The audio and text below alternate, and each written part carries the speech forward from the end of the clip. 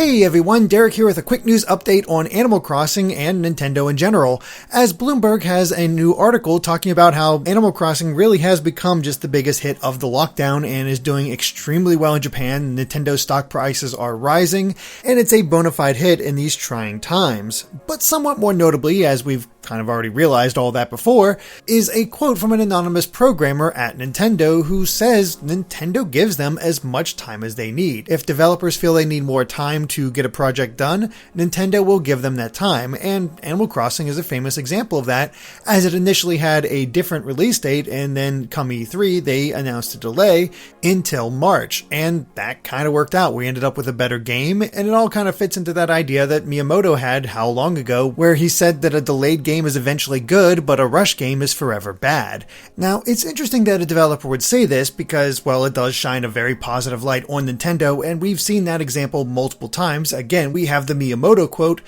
but there are also plenty of examples where Nintendo games were rushed. We can look at Mario Tennis Ultra Smash, Animal Crossing Amiibo Festival, many of the last couple Mario and Luigi games, all of them not exactly to the best quality and having a rushed feel where they just don't feel complete. And so it might be a more accurate thing to say that this applies to games that have a high budget or greater sales expectations.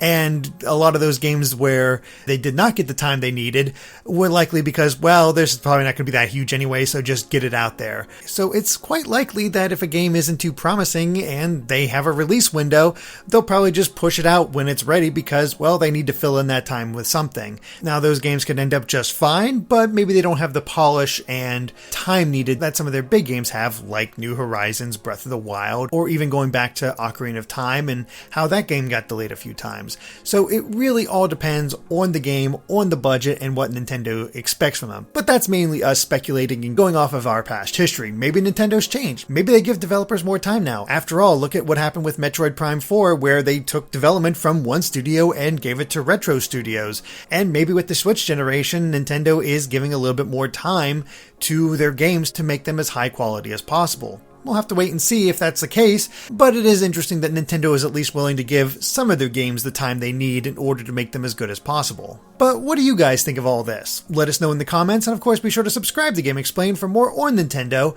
and other things gaming as well. Until next time, bye.